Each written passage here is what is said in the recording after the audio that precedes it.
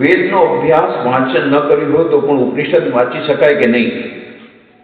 જો વાંચી શકાય તો પ્રથમ કયો ઉપનિષદ વાંચવો? वेद અને ઉપનિષદ કઈ અલગ નથી। पहली बात, वेद जो है, वेद विद धातु से आया है, नॉलेज। वेद उपनिषद, वेद जो है वो ज्ञान का भंडार है। स्वामी विवेकानंद कहते हैं Veda is not by Vedas, books are not meant by Vedas. ये कोई किताब नहीं है। ऋषि मुनियों ने अनुभूतियों के बल पर जो कुछ ज्ञाना, उस ज्ञान का भंडार का नाम है वेद। बाद में वेद व्यास ने उसको, उनका नाम ही वेद व्यास इसलिए पड़ा क्योंकि उन्होंने वेदों का विभाजन किया 4 भागों में। तो ये जो विभाजन किया, प्रत्येक वेद के अंत में उसमें 2 है, एक कर्मकांड है, ज्ञान कांड है। तो ज्ञान कांड में दर्शन की बात है और कर्म कांड में बहुत सारी कैसे यज्ञ करना, ये सब माहिती, सब जानकारी दी गई। तो जो ज्ञान कांड है जिसमें दर्शन है, उस ज्ञान कांड के अंत में जो भाग है उसको वेद का अंत, वेदांत बोलते हैं। ये वेदांत और कुछ नहीं, ये उपनिषद है। तो ये उपनिषद हर एक वेद में आपको मिलेंगे, कुछ कोई उपनिषद इसमें मिलेगा, कोई उसमें मिलेगा। ये उपनिषद जो है, उपनिषद गुरु के पास जाकर के ज्ञान प्राप्त करना, उप नियर नजदीक जाना। तो गुरु के पास जाकर के जो ज्ञान मिला, वह जो दर्शन से लगा हुआ जो ज्ञान है उसको वेदांत भी बोलते हैं। और उसी वेदांत में ये सब उपनिषद आते हैं। तो 108 उपनिषद भी हैं। फिर ऐसे कुछ उपनिषद है जिस पर आदि शंकराचार्य ने कॉमेंट्री की है, वो और ज्यादा महत्व के हैं। तो ये जो महत्व के उपनिषद है उसमें स्वामी विवेकानंद बोलते थे कठोपनिषद उनको बहुत प्रिय था, जिसमें नचिकेता का आख्यान आता है। नचिकेता की वो कहानी उसमें आपको मिलेगी कि नचिकेता नाम का एक लड़का था, बहुत श्रद्धावान था। इसलिए स्वामी जी बार बार बोलते थे नचिकेता के समान श्रद्धावान मुझे यदि कुछ 100 मिलेंगे तो मैं सारे जगत की काया पलट कर दूंगा। नचिकेता के समान श्रद्धावान योग चाहते थे। नचिकेता की कहानी कठोपनिषद में आती। ये कठोपनिषद स्वामी जी का बहुत ही फेवरेट उपनिषद था। और उसमें से वही कहानी इस प्रकार से आती कि किस प्रकार से नचिकेता के पिताजी वज्रश्रवा वो सब गायों का दान देते थे। वो परंपरा थी गायों का दान देना चाहिए ब्राह्मण को, पर उन्होंने क्या किया, ऐसी ऐसी गाय जो दूध नहीं दे सकती थी, जो बूढ़ी हो गई थी, ऐसे गायों का दान कर रहे थे। तो नचिकेता के मन में यह एक संशय आया कि मेरे पिताजी इस प्रकार से गलत काम कर रहे हैं। ब्राह्मणों को अच्छी गाय देनी चाहिए, दूध देने वाली गाय देनी चाहिए। इस प्रकार से ऐसी बूढ़ी और जिनको दूध नहीं मिलेगा ऐसी बूढ़ी गायों का दान दे रहे तो उनका अकल्याण होगा। इसलिए नचिकेता ने कहा अच्छा पिताजी आप मेरा दान किसको करेंगे? 3 बार पूछा, मेरा दान किसको करेंगे? पिताजी को बड़ा गुस्सा है, कोई अपने बच्चे को दान करता है? पर नचिकेता कहने का मतलब यह था कि आपने बूढ़ी गायों को दान दिया, उससे तो आपका पाप ही बढ़ने वाला है। थोड़ा सा तो पुण्य कीजिए, मेरे को दान में दे दीजिए कम से कम, तो कुछ तो पुण्य आपको मिलेगा। अब पिताजी को बड़ा गुस्सा है, जा मैं तुझे यम को देता हूं। और नचिकेता इतना श्रद्धावान तुरंत यमराज के घर में चला गया, क्योंकि यमराज को दान में दे दिया। अब यमराज उस समय जरा हेवी ड्यूटी में से बाहर गए थे। तो 3 दिन बाद वापस आए, देखा इस प्रकार से ब्राह्मण लड़का द्वार के पास खड़ा है, 3 दिन से खाया पिया नहीं। बोले ये ब्राह्मण मेरे से गलती हो गई, 3 दिन आपको खाया पिया नहीं, तो मैं 3 वरदान देता हूं। 3 रात्रि तुम यहां पर रहे बिना खाए पिए तो 3 वरदान देता हूं। तो नचिकेता कितना बुद्धिमान, बोले पहला वरदान तो ये मांगता हूं कि जब मैं वापस जाऊं तो पिताजी मुझे पहचान सके, क्योंकि यम के पास से वापस आया कोई, उसको भूत बोलते हैं। तो बोले मुझे भूत न समझे। दूसरा वरदान यह है कि कोई बोलते हैं कि इस प्रकार से यज्ञ करने से स्वर्ग मिलता है, तो यज्ञ करने की विधि बता दी जिससे स्वर्ग मिल जाए। तो बता दिया और वो इतनी जल्दी समझ गया, उसका नाचिकेत यज्ञ उसका नाम दिया नाचिकेता। अब तीसरा जो है उसने कहा कि कोई बोलते हैं मरने के बाद कुछ बचता है, कुछ भी नहीं बचता है, कोई कहते नहीं मरने के बाद उसका जीवन रह जाता है। तो मुझे इसका रहस्य बताइए, मृत्यु के बाद क्या होता है? तो पूरा कठोपनिषद उसके साथ है, मृत्यु के बाद रहस्य। मृत्यु के बाद क्या होता है उसे मैं बताया। नैनम छिन्नन्ति शस्त्राणि नैनम दहति पावक न चैनम क्लेद्यन्त्याप न शोषिति मारुत अच्छेद्योयम अदायुयम अक्लेद्यो शोष्येवच नित्य सर्वगत चाणुरचलोयम सनातन। गीता में भी ये श्लोक आते हैं। वही श्लोक कठोपनिषद में बताया, यह जो आत्मा है प्रत्येक मनुष्य के भीतर में वो आत्मा है। एष सर्वेषु भूतेषु गुणो आत्मा न प्रकाशते दृश्यते त्वग्रया बुद्धिया सूक्ष्मया सूक्ष्मदर्शी भी। प्रत्येक मनुष्य के भीतर में वो आत्मा है जो मरता नहीं है, अकाट्य है। ये पूरा आत्मज्ञान का ज्ञान यमराज देते हैं, ये कठोपनिषद में। तो ये स्वामी विवेकानंद बोलते थे श्रेष्ठ उपनिषद है यह कठोपनिषद। ईश्वરની ઝાંખી થયા પછી પણ सामान्य जीवन जीवी શકે खरा? तो हमारे यहाँ जीवन मुक्त अवस्था का वर्णन है। जीवन मुक्ति विवेक किताब भी है। कुछ लोग ऐसे होते हैं जिनको ईश्वर का दर्शन हो गया, उसके बाद भी अपने जीवन को बचा के रखते हैं जगत के कल्याण के लिए। और दूसरा यह भी है कि प्रारब्धवश उस शरीर के द्वारा कुछ यदि बाकी रहेगा तो ये इस प्रकार से उसका उपमा देते हैं आदि शंकराचार्य। कोई आपने व्हील बनाया, अब चक्का चल रहा है, अब आपने मशीन बंद कर दी, पर कुछ देर तक वो चक्का चलता रहता है।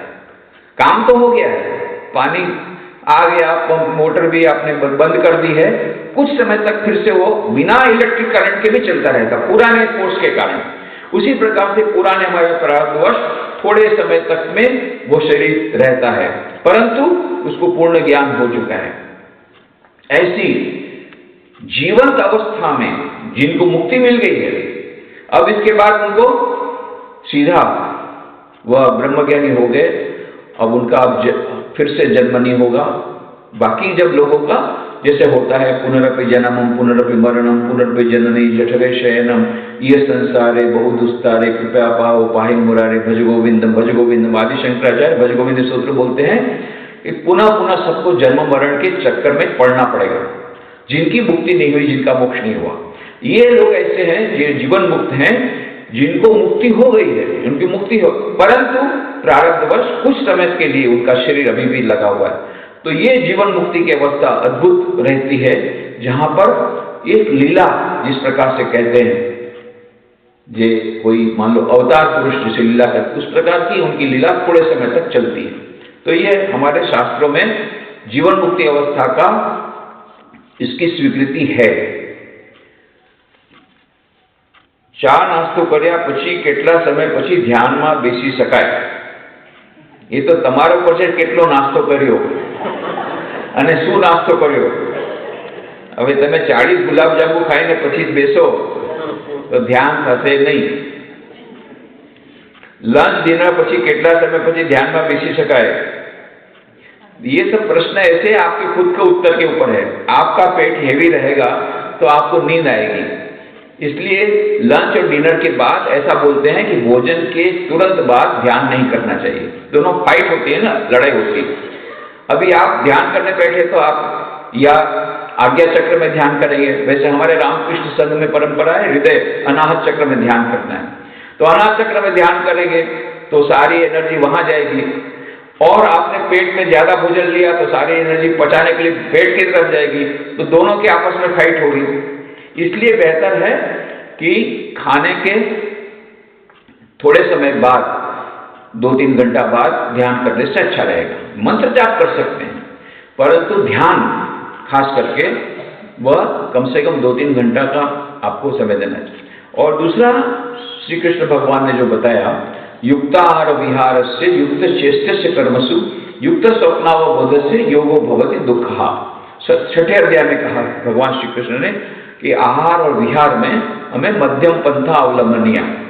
तो एकदम खाली पेट रहेंगे तो ध्यान करेंगे तो क्या भोजन मिलने वाला है उसके ऊपर ध्यान होगा। कई लोग यह उपवास करते हैं तो उस उपवास के समय ध्यान क्या होता है कि अच्छा फराळ में क्या खाना है आज, वो फराळ का काम आता है, फराळ क्या करना है, फलाहार क्या करना है, उसके ऊपर ध्यान जाता है। वो नहीं होना चाहिए। तो इसलिए एकदम भूखे पेट भी नहीं और भरपेट में भी हम साधना नहीं कर सकते, इसलिए कहा गया मध्यम पंथा अवलंबनीय। भगवान बुद्ध सिद्धार्थ बैठे थे तपस्या पे और इतनी उन्होंने खाना पीना सब छोड़ दिया, यहां तक कि उनके पेट की हड्डियां भी दिखने लग गई और एक बार उठने गए, गिर गए, उठ नहीं पाए और पड़े हुए थे। उसी समय राजमार्ग से कुछ नर्तकियां जा रही थी और एक गाना गा रही थी कि सितार के तारों को जोर से मत कर दो, नहीं तो टूट जाएंगे, और सितार के तारों को ढीला मत छोड़ो, नहीं तो सुमधुर संगीत नहीं बजेगा। तो वीणा के तारों को मध्यम पद से बांधना, ऐसा गीत गाते गाते जा रहे हैं। तब भगवान बुद्ध ने कहा कि देखो, जो उपदेश मुझे बड़े बड़े मुनि नहीं दे पाए, ये नर्तकियां दे रही हैं कि वीणा के तारों को मध्यम प्रकार से बांधना। ज्यादा कसोगे तो वीणा के तार टूट जाएंगे, ढीला रखोगे सुमधुर संगीत नहीं निकलेगा। मैंने इस शरीर रूपी वीणा को बहुत जोर से कसा, बहुत ज्यादा तपस्या की, उसके कारण मैं इतना दुर्बल हो गया कि मैं गिर गया। तो फिर उन्होंने सोचा, नहीं, मैं थोड़ा सा भोजन करूंगा। सुजाता की खीर ली, सुजाता लाई थी, वहां की एक गृहिणी थी, वो खीर लेकर के बस इहासने सुसुतु में शरीरम, बस भले शरीर चला जाए, इस प्रकार से वो ध्यान में बैठे और फिर उनको बोधि की प्राप्ति हुई। तो यह हमें याद रखना है। जहां तक खाने का ये जो खाने की बातें हैं, हमें मध्यम पंथ अवलंबन करना है। अगाऊ भूतकाळમાં न करवाना कार्यों करेला होय तो ते आध्यात्मिक प्रगतिમાં કેટલા अवरोधक छे। तो गुजराती में बोला है, तो हिंदी में है कि भूतकाल में कुछ कार्य किए हों तो आध्यात्मिक प्रगति में कितने अवरोधक होते हैं। तो पूर्व जन्म के संस्कार हैं, वो बाधा रूप में आते हैं, पर ये बाधाएं ईश्वर के नाम से दूर हो सकती हैं। श्री रामकृष्ण देव उदाहरण देते हैं कि यदि मान लो एक कमरे में एक रुई का गोदाम है, रुई रखी है और उसमें किसी ने दिया सलाई डाल दी, तो पूरा जो गोदाम है रुई का, वो कितनी देर में भस्म होगा? तत्क्षणात भस्म हो जाएगा, देर नहीं लगेगी। तो भगवान के नाम में वह शक्ति है कि भगवान का नाम जप करने से, कहा ना, कोटिक पाप कटेरे, मेरो मन राम ही राम रटेरे, जन्म जन्म के खत जो पुराने, नाम ही लेट फटेरे। ये श्रद्धा होनी चाहिए।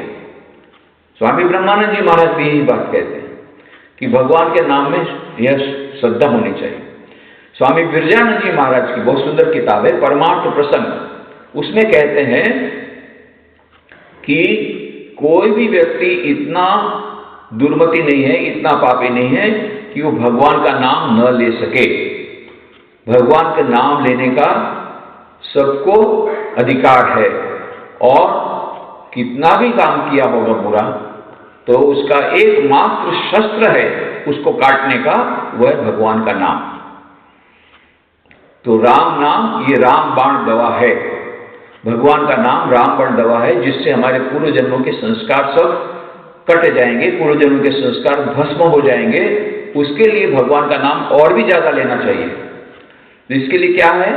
गई गुजरी भूली जाओ, जो हुआ सो हुआ, बीती ताही बिसार दे, आगे की सुन ले, गई गुजरी भूली जाओ, जाके त्यागी सवार, जो हो गया तो हो गया, उसको भूल करके हमें नया जीवन शुरू करना है, और उसकी ओर ज्यादा ध्यान नहीं देना है, वो अपने आप चले जाएंगे, उसकी ओर ध्यान नहीं देना है। ध्यान देने से उनकी शक्ति और बढ़ जाती है। तो रामकृष्ण मठ मिशन के 10वें परमादर्श की जो मैं बात बता रहा था, वीरेश्वरानंद जी महाराज से इस प्रकार से प्रश्न पूछा गया, इस प्रकार से ये संस्कार आते हैं तो उसके कारण तकलीफ होती है, तो क्या करें? उन्होंने बहुत सुंदर उदाहरण दिया। तुम यदि ये बोलोगे कि मुझे पश्चिम से दूर जाना है, मुझे पश्चिम से दूर जाना है, तो पश्चिम ही तुम्हारे मन में आएगा, तो और भी तुम्हारा मन कलुषित होगा। पर तुम पूर्व की ओर जाओगे तो पश्चिम अपने आप छूट जाएगा। तुम भगवान की ओर अग्रसर हो जाओ, उसकी ओर ध्यान मत दो, तो अपने आप तुम दूर हो जाओगे। तो ईश्वर का चिंतन, ईश्वर का नाम स्मरण, यही करते रहने से अपने आप जो पूर्व जन्म के संस्कार हैं, जो बुरे विचार हैं, तो धीरे धीरे धीरे धीरे अपने आप चले जाएंगे। पर यदि उसका हम लोग चिंतन करेंगे तो उनका पावर बढ़ जाएगा। इसलिए हमें पॉजिटिव थिंकिंग करना है, हमें ईश्वर की ओर अग्रसर होना है, तो ये बातें चिंताएं सब अपने आप दूर हो जाएगी। आध्यात्मिक यात्रा कहाँ से शुरू होती है, कहाँ अब अंत होता है, यात्रा के समय विकट परिस्थिति पैदा होती है, कैसे सामना करें, यात्रा का अनुभव कैसा रहता है, यात्रा से क्या फल मिलता है, बहुत सारे प्रश्न एक साथ मिल गए। यात्रा शुरू करो, सब पता लग जाएगा। और ये यात्रा कभी भी शुरू हो सकती है, आज से शुरू हो सकती है, यदि नहीं की हुई तो। जय बताया जाग्यार्थी सवाल, जब भी आपको पता लगा आध्यात्मिक यात्रा हमको करनी है तो शुरू कर दो। और जो भी जितनी प्रकार से आपके पास जानकारी उसके अनुसार आगे बढ़ो। फिर एक गुरु सदगुरु को आश्रय ले लो, उनके मार्गदर्शन के अनुसार चलो, तो धीरे धीरे पता लगता रहेगा। परंतु अंत में जो हमको प्राप्ति होगी, जो यात्रा का अंत होगा, उस समय क्या अनुभूति होगी। स्वामी ब्रह्मानंद जी महाराज ने एक बार शिष्यों को पूछा, अच्छा बताओ कि भगवान दर्शन से क्या होता है, क्या होगा लाभ, क्या होता है भगवान दर्शन के बाद क्या होता है। फिर कोई बता नहीं पाया। उन्होंने क्यों, मुंडकोपनिषद में लिखा है, बोलो उसको, उस मंत्र को, उस श्लोक को बोलो। तो वही मंत्र लिखा है कठोपनिषद जी, मैं बात बता रहा था, उसमें ये मंत्र है, उसी में ये श्लोक है। विद्यते हृदय ग्रंथि छिद्यन्ते सर्व संशया क्षीयन्ते चास्य कर्माणि तस्मिन् दृष्टे परावरे। उनका दर्शन करने से एकमात्र कसौटी यह है, सचमुच में क्या भगवान के दर्शन हुए हैं, तो उसकी कसौटी यह है, 3 कसौटियां। विद्यते हृदय ग्रंथि, हृदय की सब ग्रंथियां दूर हो जाती हैं। छिद्यन्ते सर्व संशया, सभी प्रकार के संशय नाश हो जाता है, संशयों का नाश हो जाता है। थोड़ा सा भी संशय है, किसी ने कहा कि मुझे लगता है कि मुझे भगवान का दर्शन हो गया, थोड़ा सा संशय, बहुत छोटा सा संशय, बोल तब नहीं हुआ। यदि थोड़ा सा भी संशय रह गया कि मुझे ईश्वर दर्शन हुआ कि नहीं, तब मतलब नहीं हुआ, पक्का समझ लो। विद्यते हृदय ग्रंथि छिद्यन्ते सर्व संशया क्षीयन्ते चास्य कर्माणि, और सभी कर्मों का नाश हो गया और पुरुष प्रारब्ध कुछ भी बचा नहीं। क्षीयन्ते चास्य कर्माणि, जिसके कर्म सब समाप्त हो गए, तस्मिन् दृष्टे परावरे, उसी ने उस परम तत्व का दर्शन किया है। तो वो सच्चित आनंद, ये हमारा जो स्वभाव है, ये हमारा मूल स्वभाव है, उस मूल स्वभाव को पुनः प्राप्त कर लेना। अभी अविद्या माया के कारण ये जो बादल आ गया वो छट गया, तो सूर्य अपने आप चमकने लग गया। अज्ञान रूपी पर्दा जहां दूर हो गया, यही हमारे जीवन का एकमात्र पुरुषार्थ है भीतर में ही है, उनको बाहर से लाना नहीं, इंपोर्ट नहीं करना है। दिव्यता, स्वामी जी ने कहा, दिव्यता कल भी रात को मैंने कहा था, स्वामी जी का ही वाक्य है, दिव्यता प्रत्येक व्यक्ति में सुषुप्त रूप से विद्यमान है, कहीं से बाहर से लाना नहीं है, पर उसको मैनिफेस्ट करना है, उसको अभिव्यक्त करना बाकी है, इतना ही हमको करना है। तो जैसे कबीर ने कहा, मुंह को कहां तो ढूंढे बंदे, मैं तो तेरे पास में, खोजोगे तो अभी मिलूंगा, पल भर की तलाश में।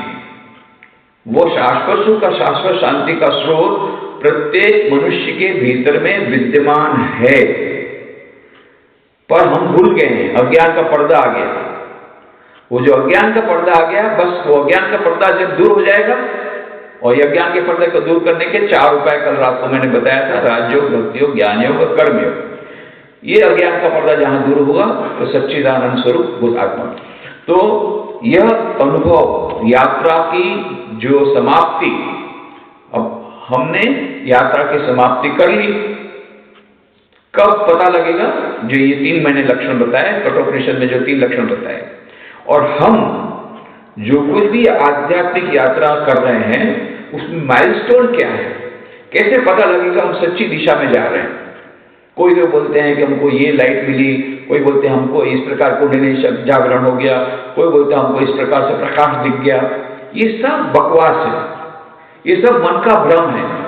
हमारा अनकॉन्शियस माइंड विभिन्न प्रकार से हमको छलना करता रहता है। आध्यात्मिक, इसके बारे में वीरेश्वर महाराज को पूछा गया कि जो इतने दर्शन वगैरह होते हैं, तो स्वप्न में भी दर्शन होते हैं, कभी स्वप्न में किसी को स्वप्न में दर्शन होते हैं, किसी को स्वप्न वो कुछ एक्सपीरियंस होते हैं, स्वप्न की अनुभूतियां होती है।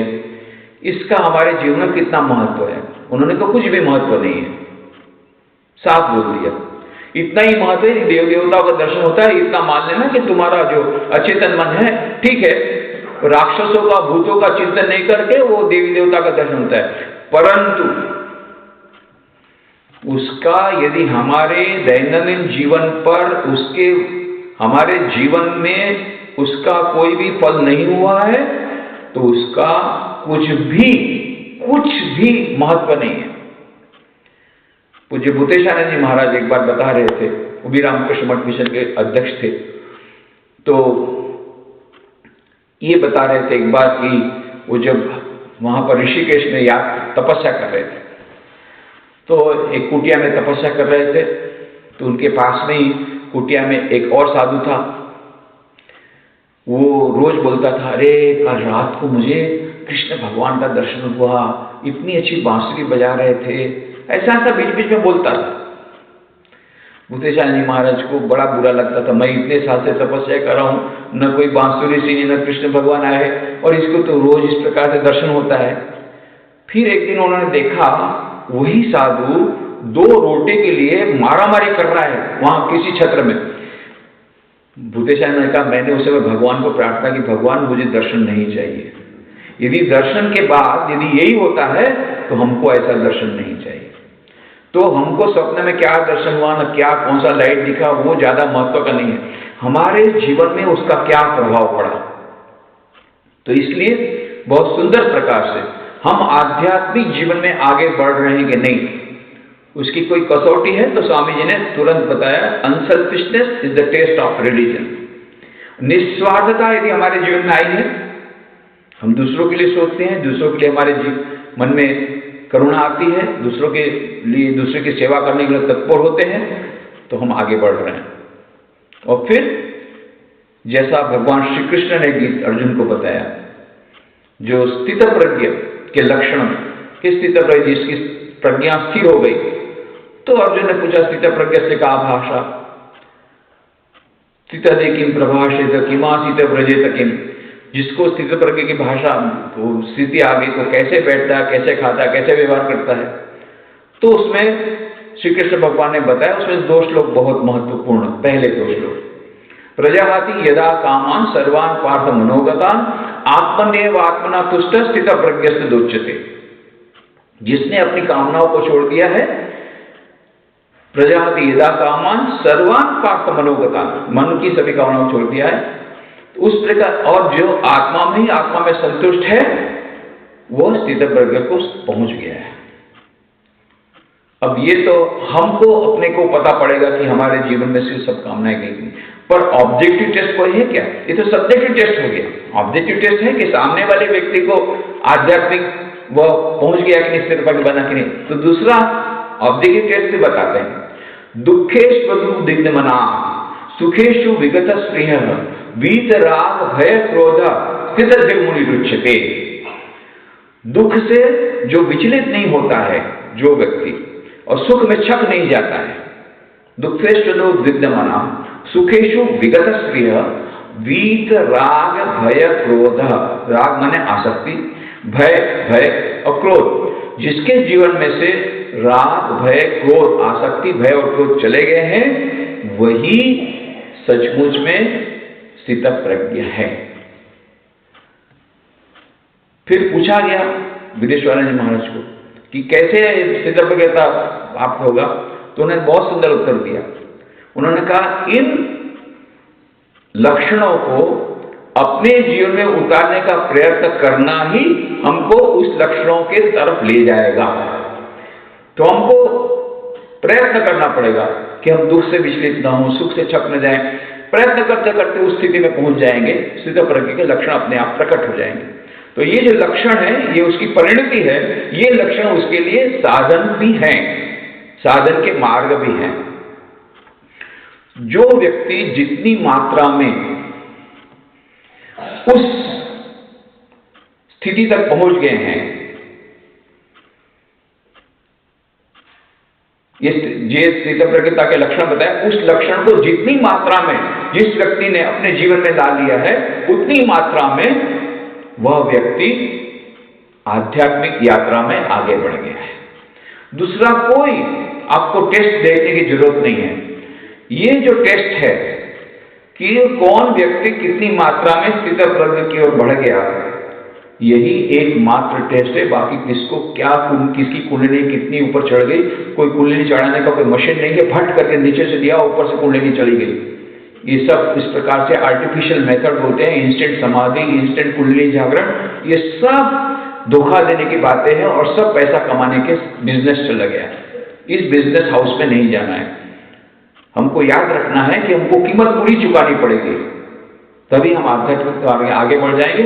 उसका श्योरेस्ट है उपनिषद में, गीता में, जो सनातन धर्म में जो बात बताई उसको पकड़ के रखे हैं, और ये मॉडर्न गुरु के चक्कर में पड़े तो फिर गए, इसलिए इसको पकड़े रखना है।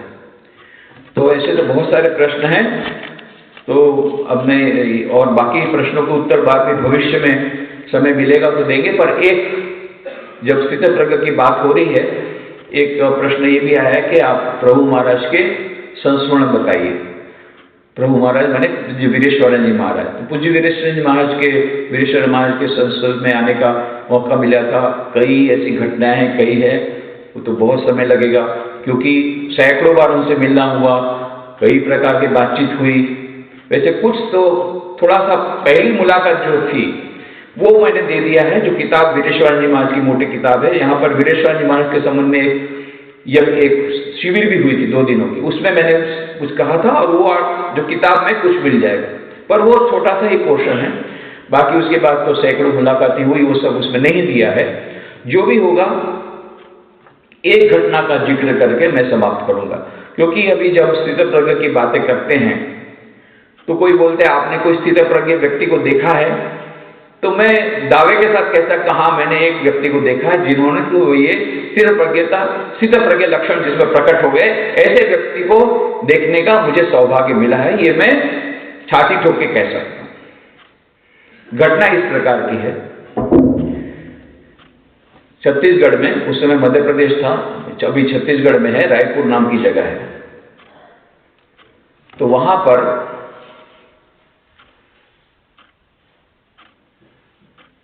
पूज्य वीरेश्वरानंद जी महाराज आए हुए थे। 1969 की बात है, 1969 पहली बार आए थे महाराज वहां रायपुर में, और उस समय रामकृष्ण मठ मिशन के प्रेसिडेंट के हिसाब से आए थे। तो मंत्र दीक्षा थी, तो कई लोगों की मंत्र दीक्षा हो रही थी, 2-3 दिन तक मंत्र दीक्षा चली। अब महाराज की एक शिष्या थी, महाराज के प्रति उसकी बहुत श्रद्धा थी, वही महाराज के लिए भोजन भी लाती थी, और तो कई लोग लाते थे, पर वो तो विशेष करके बहुत अच्छी तरह बना करके लाती थी, और महाराज भी उसको बहुत स्नेह करते थे। अब उनका एक छोटा बच्चा था, छोटे बच्चे ने देखा कि सब लोग दीक्षा ले रहे हैं। एक दिन वो तो माँ के साथ आता था, तो माँ जैसे महाराज के पास कभी भी चली जाती थी, वो माँ इतनी जल्दी, उनकी माँ जो थी महाराज की एक प्रिय शिष्या थी, तो कभी भी महाराज के पास जा सकते थे वहां पर। और रायपुर आश्रम तो नया था, उस समय छोटा आश्रम था, बहुत ज्यादा लोग भी नहीं जाते थे, तो महाराज के पास उसमें ऐसा आजकल के समान पूरा लाइन, यहाँ दरवाजा बंद कर दो, ये कर दो, ऐसा तो नहीं था। तो एक दिन वो महाराज बैठे हुए थे अपने कमरे में, अंदर चला गया लड़का, छोटा 10-12 साल का होगा, जाकर के महाराज को बोला, महाराज मैं मंत्र दीक्षा लूंगा। महाराज बोले ठीक है, तू बड़ा हो जा, उसके बाद तुझे मंत्र दीक्षा दूंगा। बोले नहीं, मुझे अभी मंत्र दीक्षा चाहिए, सब लोग ले रहे हैं, मेरे को दीक्षा लेना है। तो आत्मानंद जी इंचार्ज थे, सेक्रेटरी थे उस समय, उनको बुलाया कि देखो लड़का इस प्रकार से जिद कर रहा है, तो इसको दीक्षा दूं क्या? बोले महाराज ये तो इतना बवंडर हो जाएगा, आप समझते नहीं है। अरे इसका पिताजी पूरा एथेइस्ट है, पूरा नास्तिक है, और ये तो महाभारत हो जाएगा उनके घर में। ये तो उनकी जो उसकी माँ तो चोरी छुपे से आती है इस प्रकार से आश्रम में वो आने नहीं देता है उसका हस्बैंड, तो उसका हस्बैंड बिल्कुल अगेंस्ट में है धर्म के, और इस प्रकार से वो पसंद भी नहीं करता है कि वो खुद आए। और ये लड़के को यदि आप दीक्षा देंगे तो बहुत बवंडर मच जाएगा। तो नाम बहुत प्रॉब्लम, समस्या हो जाएगी। तो महाराज ने बोला ठीक है जाने दो। अब ये लड़का रोने लग गया, किसी प्रकार से मानता नहीं, मुझे तो दीक्षा लेनी है, मुझे दीक्षा लेनी है। उसकी माँ को बुलाया, माँ को बोला कि देखो भाई इतना रो रहा है तेरी दीक्षा। महाराज खत्म हो जाऊंगी मैं, इसको यदि आपने दीक्षा दिया तो मेरा हस्बैंड मुझे निकाल देगा घर से, बहुत प्रॉब्लम हो, समस्या हो जाएगी। अब ये लड़का मान नहीं रहा है। और महाराज तो माँ शारदा के शिष्य थे, उनका हृदय बहुत कोमल था। इतना सारा रोना देख करके उन्होंने कहा, आत्मान जी को बुलाया, अच्छा ऐसा करो, इसको मैं अलग से दीक्षा दे दूंगा, किसी को बताना मत, किसी को पता नहीं लगना चाहिए, ऐसे रख दो, बिना किसी को बताने की जरूरत नहीं है। तो बस उसी प्रकार से हो गया कि किसी को बताया नहीं जाएगा और उसकी दीक्षा हो गई। अब इसकी दीक्षा जैसे हुई, 12 बजे वो बाहर निकला। 12 बजे बाहर निकला तो उस समय एक स्वामी जी आए हुए थे, जो कि उस समय ग्वालियर में थे, अभी तो उनका शरीर नहीं रहा, वो ग्वालियर से आए हुए थे। और ये लोग सभी पहले ग्वालियर में रहते थे। उस स्वामी जी के साथ उनका बहुत संबंध था। ये तो छोटा बच्चा था, छोटा बच्चा वो स्वामी जी को अच्छी तरह जानता था। जैसे ही बाहर निकला वो स्वामी जी को बोला, मेरी तो दीक्षा हो गई, दीक्षा हो गई, नाटने लग गया। क्या बात करता है, प्रभु महाराज ने तुझे दीक्षा दे दी, इतनी छोटी उम्र में किसी को दीक्षा नहीं मिलती है। वो तो बहुत प्रसन्न हो गए। अब उसी समय इनके हस्बैंड पत्नी को और बच्चे को लेने के लिए आए। वो गेट पे आए, उस समय ये गेट पे थे, मेन गेट पर। बोले डॉक्टर साहब आप कितने भाग्यवान हैं, ये हमारे महाराज तो किसी को दीक्षा नहीं देते, बच्चे को, आज आपके छोटे बच्चे को दीक्षा मिल गई। और उनको तो पता नहीं ये सब इस प्रकार से चोरी पूजे किया गया है। और ये जो डॉक्टर एकदम इतने गुस्से में आ गया, गया सीधा जाकर के प्रभु महाराज के कमरे में घुस गया, किसी को बिना पूछे। उस समय लंच का टाइम था, सभी लोग लंच में गए थे, मैं केवल वहां पर सेवा में था। और दूसरे एक स्वामी जी भीतर में रसोई गर्म कर रहे थे महाराज के लिए, अभी महाराज प्रसाद लेंगे, और मैं वहां पर उनकी सेवा में था। तो मैं वहां पर बाजू के कमरे में था, तो मैं देख रहा था सब पास के कमरे। देखा ये आया उसका हस्बैंड, आकर के इतनी गाली दिया है, आप सुन नहीं सकेंगे ऐसी गाली। You monks, you think yourself religious people and you tell lies and you do like this. English में इतनी सारी गाली दिया कि तुम लोग इस प्रकार से सबको इस प्रकार से ही करते हो, बच्चों को इस प्रकार से करते हो, और इस प्रकार से लुका छुपी करते हो, इस प्रकार से करते हो। ऐसा बिना पूछे हमको पूछे दीक्षा दिला दिया लड़की को। यू कॉल योरसेल्फ मॉन्क्स, तुम अपने आप को साधु समझते हो, ऐसा काम करते हो।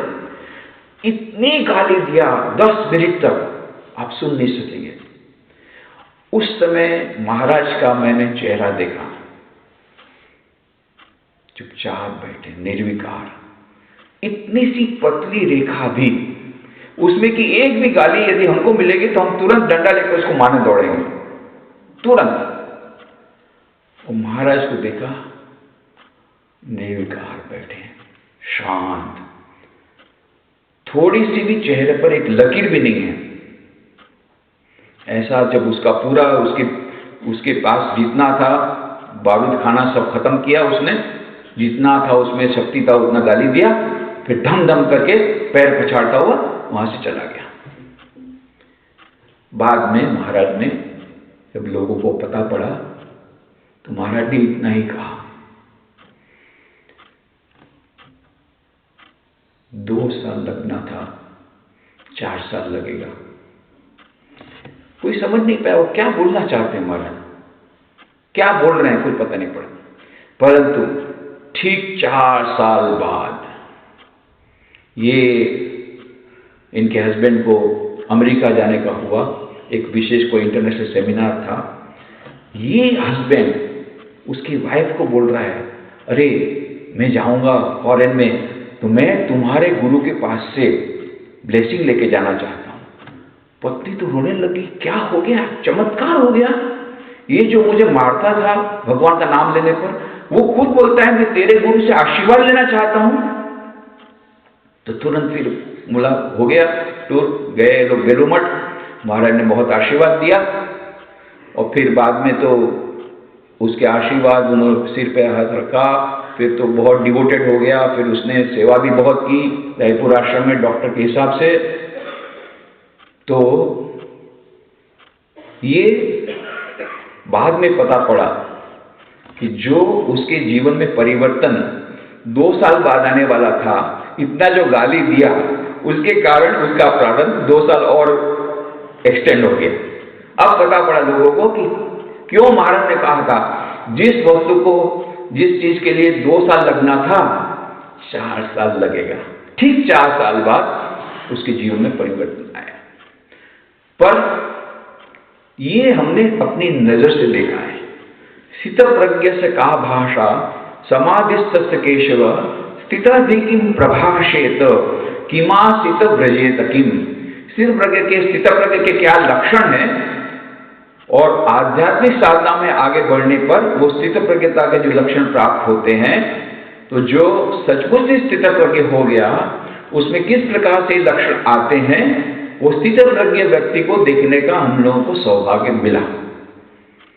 तो ये हो सकता है, इसका प्रमाण है, हमने अपनी नजरों से देखा है। तो बाकी सब प्रश्नों का उत्तर हम लोग बाद में जब समय होगा तो देंगे। भगवान श्री रामकृष्ण देव, माँ शारदा देवी, स्वामी विवेकानंद के चरणों में ये प्रार्थना करें, उनके आशीर्वाद हम सब पर बरसें, हम अपनी अपनी आध्यात्मिक साधना में आगे बढ़ते रहें और उन लक्षणों को अपने जीवन में लाने की शक्ति प्रभु हमें दें। और उन लक्ष्यों को प्रकट करने के लिए जो साधना करनी है, उस साधना करने की संकल्प शक्ति, साधना करने की शक्ति, ये सब हमको ये दें। ऐसी श्री रामकृष्ण माँ शारदा देवी, स्वामी विवेकानंद के चरणों में प्रार्थना करते हुए मैं अपनी वाणी को यहाँ विराम देता हूँ। ओम शांति शांति शांति।